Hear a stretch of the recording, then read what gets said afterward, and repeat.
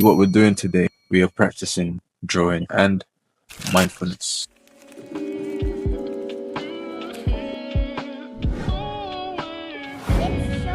showtime. Today we are gonna be working on inking a manga page that I've been working on. I've been working on the whole chapter this semester, but I've been approaching each page with a different kind of style for the most part. But I feel like this is the first time I'm really trying the proper manga style in like a long time. Apart from what we're doing specifically here, we are practicing drawing and mindfulness, or rather, we are practicing being mindful through drawing. First things first, I like to talk when I draw. I don't always do it, but since I started doing it, it just helps me think through my process, but also oftentimes I'm explaining myself in it, so I'm not just thinking through it. I'm kind of having a debate with myself out loud while I'm trying to teach people stuff. And just, yeah, sometimes I feel like I say things without really thinking too much about them. And I just say what comes to mind immediately. And sometimes it sounds good, but it's not always what I want to say. Same time, sometimes I make lines, but it's not the line I want to make, but it looks good enough and I made it erratically. But can I take my time, think about the word or the sentence, and then say it? Or think about the line I want to draw and then draw it. So far, so good. I haven't actually started focusing on the drawing. I was just trying to get through that introduction. So let's start drawing and let's see what comes to mind. Let me get a reference of from let's say Vagabond, my favorite manga, and see how Takehiko Inoue, let's see how he goes about drawing faces, more so inking faces. So the details really are mostly in the eyes, a little bit in the cheekbones, some detailing on the nose, and of course the scar on his forehead. But I think what's really important with this stuff is like there isn't the feeling that the light is coming strongly from any one direction. You just have shading in the darker spots of where you should expect some occlusion on the face, you know what I mean? Like next to the nose, next to the eyes. In my sketching, or the way I normally draw, I just kind of put the whole area, the entire area under the eyes in shadow, because I assume the lighting is from the top. And actually, if you think about this, I've set the lighting to be from the top here. I've got this lighting structure here. So I think it's fair for me to do it the same way I do it. Maybe I won't use these guiding lines that I like to put to cover the shadow. I think that's a good enough place to start. So I'll just go from here. I don't know if I'm settled on the design of the eyebrow just yet. Part of me wants to draw the eyes first. But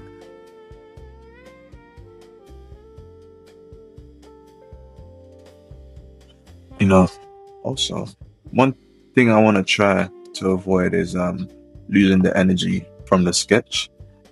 But I think if I just make my marks quick and with intention, I can still possibly retain some of that energy.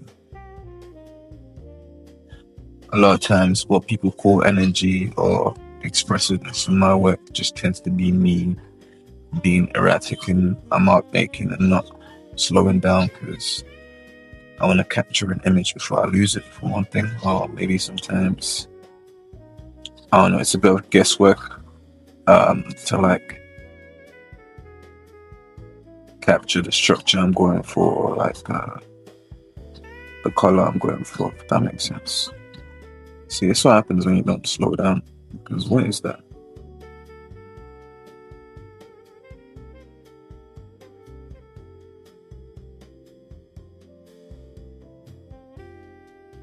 And I was saying this on the stream earlier.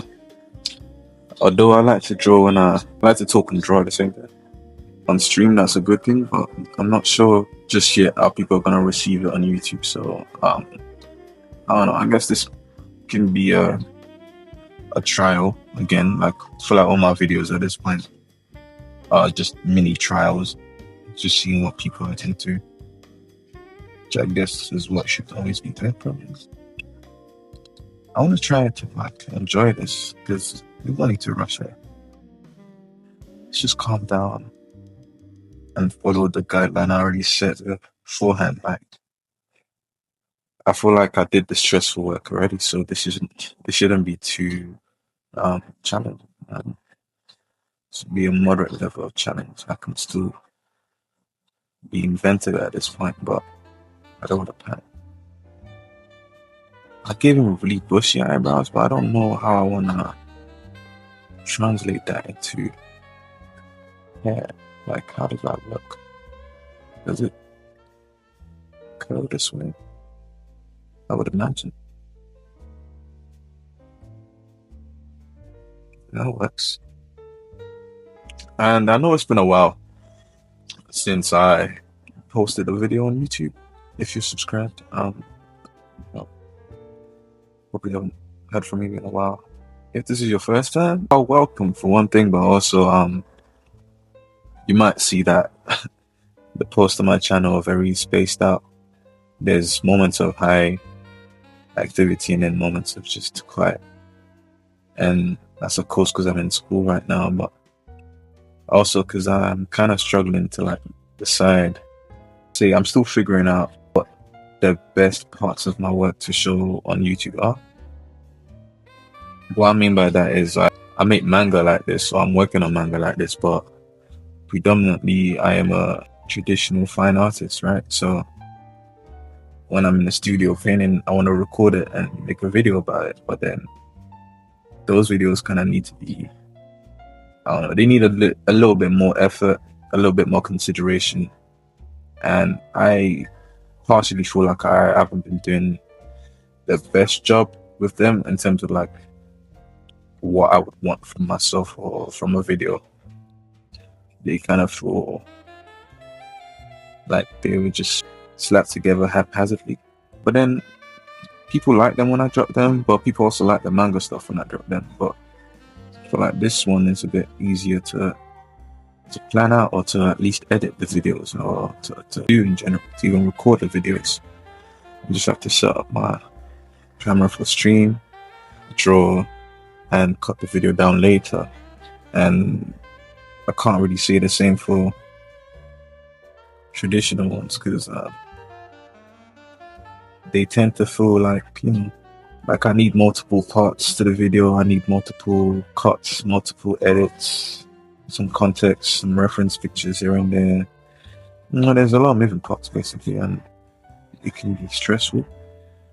Then you have an expectation for yourself, and the current video you have isn't reaching there, and you want to put out a video, but maybe you just can't find the energy to work on a video because you don't feel like it's good enough, and then you just end up not doing nothing for a very long time, which is where I've been. So yeah, I'm trying to see if just limiting my YouTube to my manga stuff might be the way to go, because I need a small pen. Because at least that way I can make videos regularly. I can have a consistent viewership, because people know what they're expecting, and we can come back for the same thing, weekly or however often they want to come back. I'm doing way more detail than I would be if I was doing this on paper, which I sometimes feel like maybe kills the work, but it doesn't have to. So there's no need to stop it just yet. Sometimes I forget the structures of the face, so you know what, it's cool. We can just do some shading here. The same way, it does. The lashes are so off on the side. Okay. Part of being mindful is also taking time to slow down and look at your work and making amends. Now, a shortcut for lashes I should just go for is just making it thicker rather than trying to do too much detail. A few strands are okay.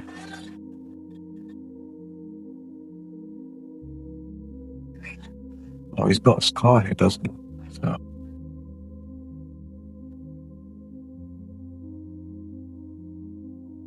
okay, observations at this point. This eyebrow looks great. That one, not so much. Not so great. You know what I'm saying? So let's try to fix some of that. I don't know how exactly. I think having this strand show up a bit more.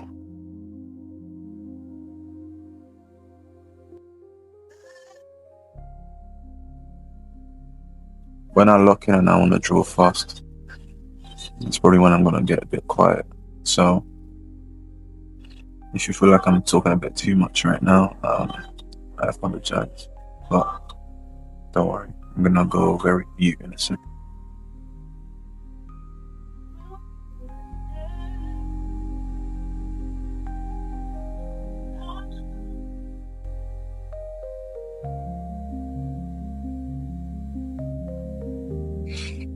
Should I be doing the shadows first? Why not? The music keeps me calm. Or relaxed at least. Easier. See, when you draw, this is I guess, a little hack I figured out a while ago. I'm gonna have to fix that. I don't like it. But pulling the lines towards you makes for a much easier experience with drawing, rather than trying to work in angles that are not favorable. Although it's also generally good practice to work on being comfortable at every angle. However, it's also good to know that some angles are just more favorable in general. I was gonna say I don't need to do this one, but I'll do it just in case. For the eyes, I think I'm not sure if I want to completely black them out like this, even though I feel like it whites the best. Yeah, I think I might do that. Just maybe one highlight like he does over there.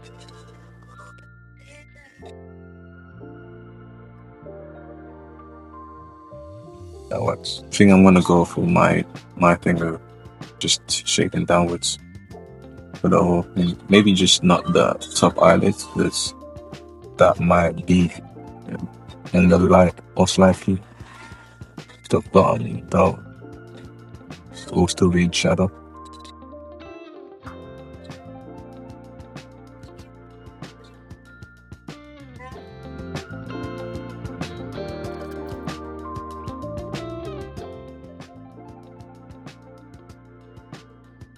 I want it to come towards the bottom, towards the middle bottom.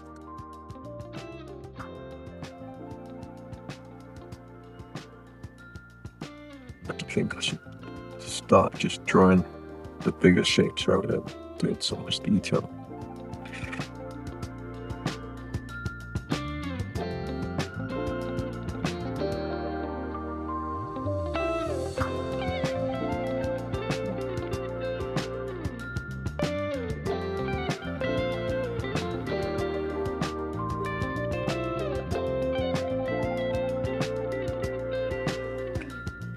You know what? I should have been talking about my manga. I can't believe I didn't tell you guys what this was about. There are chimera in this world, which are animal hybrids in terms of like they are humanoid animals. And it's set in the future in a world where humans are immortal and animals can pass on their memories, feelings, and content through their bloodline. So I say animals, but I mean chimera. Set in the future at some point where scientists are able to predict the downfall of humanity through natural causes, but also exploitation of resources. Well, they couldn't come up with a solution, but for a few centuries, the richest of the richest and the secret powers of the world organizations were funding this project that was blueprinted by the AI, or an AI that the scientists built to help them figure out the best solution to save humanity going forward. And so essentially the AI came up with a blueprint for a tower, as well as the recipe for a drug that would be administered to the entire world through cloud seeding. It's called Evolux, Evolux, and the purpose of the drug is to speed up evolution in anything that survives. And in humans, it made them immortal, but also infertile, but able to adapt to environments very quickly and situations. In the animals, like I said, they mutated to be chimera eventually. Humans start to develop powers that essentially come from being able to control every part of their body, like to the molecular level. But this mostly manifests in what we call bloodsmithing. They can control their blood to form weapons and also infuse it into other things to create stuff like electricity and fire. We pick up the story with one of our main characters, because we're gonna have at least 4 in the group, maybe 5.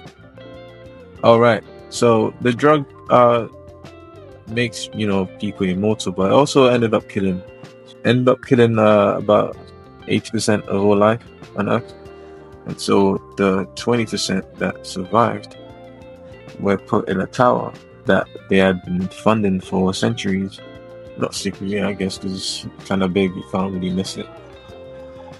But yeah, the tower is called the Kodoku Tower, and it's essentially an imitation of the ancient Japanese and Chinese ritual of putting poisonous insects in a jar and having them fight to the death to obtain the strongest or most potent venom or poison. Essentially, yeah, that's what the tower is meant to be. It's split up into 9 sectors, and each sector kind of contains a different subspecies or society or group. And kind of like the Hunger Games, they're meant to have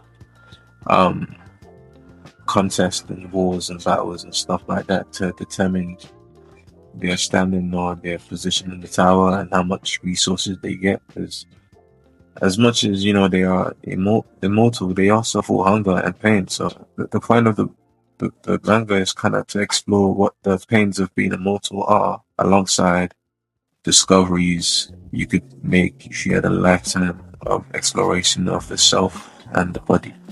So bloodsmithing is one of the things that come out of being very in tune with your body and your soul, but mostly your body. To be a bloodsmith, you have to be able to match the rhythm of your heartbeat to the natural frequency of your blood. And everything has a resonant frequency, like a natural frequency where it resonates with, or where it vibrates directly. So, you need to really meditate and spend a lot of time looking within yourself. And then once you do that, to even create attacks, you need to program them into your blood through meditation and practice too. Well, I'm not trying to expose too much of the mechanisms yet. I have most of it in my head. I haven't written it down yet. But yeah, that's one aspect of it. But we pick up the story with our main characters, or one of our main characters, surprisingly not the guy I'm drawing right now, but he's kind of a main character too, I guess. But we pick up with one of them in the lowest sector as he discovers information about his protege / apprentice, and that's what sets us off on the mission. And the mission is to go save her, but also it becomes at some point to recruit people, because that's how all stories go. So humans are in the lowest 3 sectors of the tower. There's 9 sectors in total, and 3 of them are below ground, the lower 3. Above ground, the immediate 3, I guess, are all Chimera dominated sectors. Not to say there aren't any Chimera in other sectors, but those ones in particular are like the wildlife sectors where they try to conserve as much as they could of the Earth's ecosystem. They ended up mutating over time and adapting to the environment in different ways, but also a lot of environments are artificial because only one part of the tower is on ground level, so there's only so much you can have that's naturally occurring, especially because conditions on the earth aren't really favorable anymore, so everything in the tower is mostly self-sufficient, which is why they have to fight for resources. The higher up you are, the better you are. But for a long time, the tower, the sectors haven't moved, they haven't changed. In fact, since it was built, they haven't changed, and that's because the very top sectors are cyborg sectors where the richest of the rich and the people that funded the whole program reside in, and they, got a jump start to the whole thing and decided to augment themselves. Some of them, so they're a bit non-human, we should say, not less than human, not more than human. They're a bit non-human. We're working in the realm of the non-human with this, which happens to coincide with one of the classes I'm taking in college right now. Well, in uni for my UK people then. So some marks you make erratically just happen to one. I think I should have some shadow in here because right now it's looking a bit black. By the way, it's called Deadlock. DEADLOCK. And it's called Deadlock because, like I said, it's about exploring the struggles of being immortal and what it means to try to live if you can't die. How do you still enjoy every day if there's nothing to lose? And part of the solutions they come up with is, recreational drugs that we don't have currently because we don't need them and we probably couldn't survive. The titular drug, I guess you could say. I can't remember when I learned that word, but I'm so happy I did. It's so useful. Like, the drug that is the title of the story, Deadlock, is a drug that kind of puts them in the comatose state. By them, I mean immortals. So I guess Chimera probably wouldn't be able to use Deadlock because they wouldn't survive it.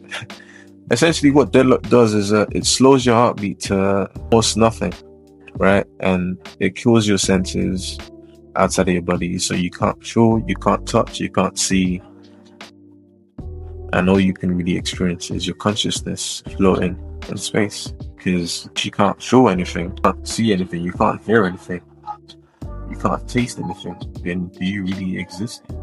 Are you able to observe the world? Not really.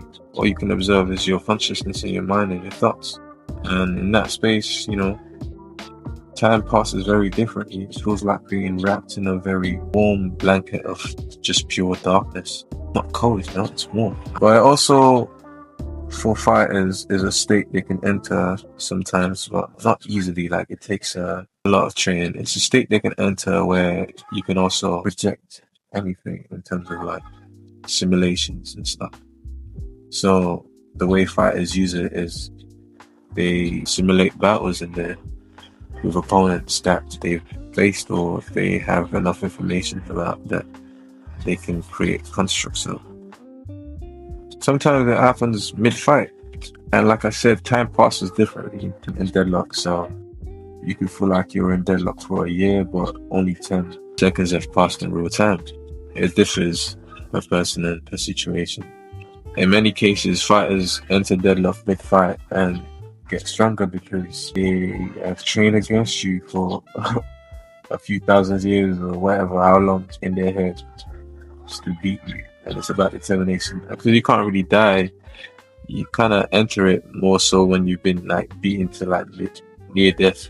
I mean, you kind of go there naturally as a defensive mechanism, as a survival mode thing. And that's what Evolux is about. It forces your genes to survive by any means possible.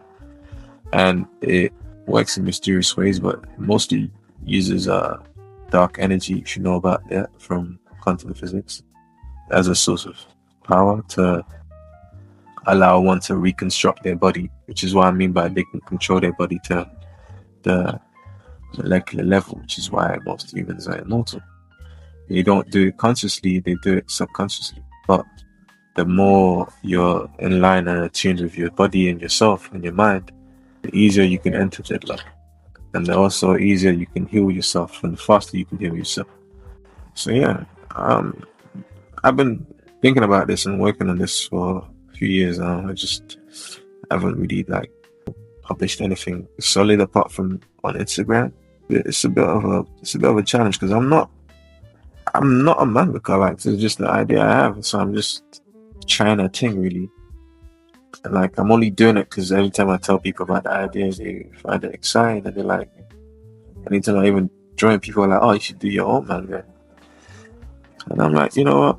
Yeah, I guess, man. If I'm gonna I like a challenge, innit? So why am I running away? And I tend to find joy in learning or seeing myself learn or get better at something. Every time I come to do an inking or a sketch and I have to draw a character from imagination and I do a good job, I'm like, wow, I've really progressed a lot, man. I've made a lot of progress, I should say.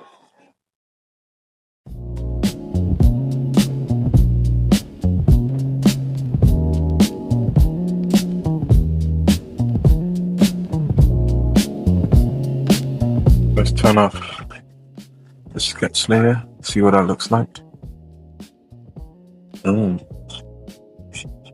I like it.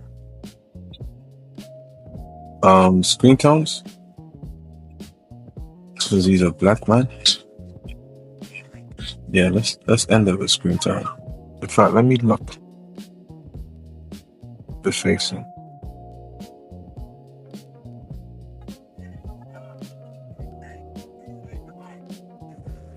Okay.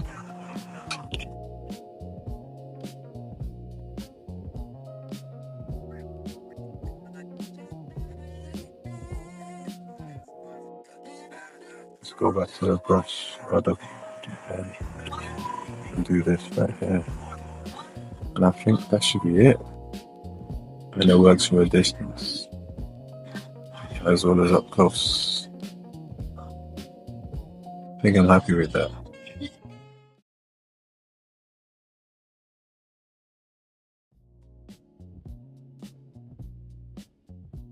Alright, I think that's good for now.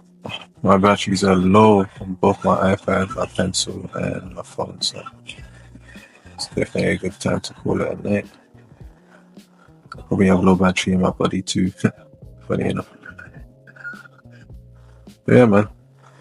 Thank you guys for joining me, and if you're watching this on YouTube, I hope you enjoyed this little sketch session.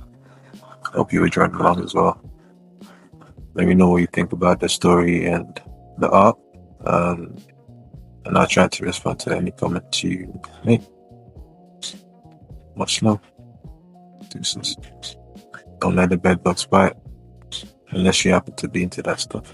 We don't kink shame over there. Everybody do whatever makes him happy. Alright, man.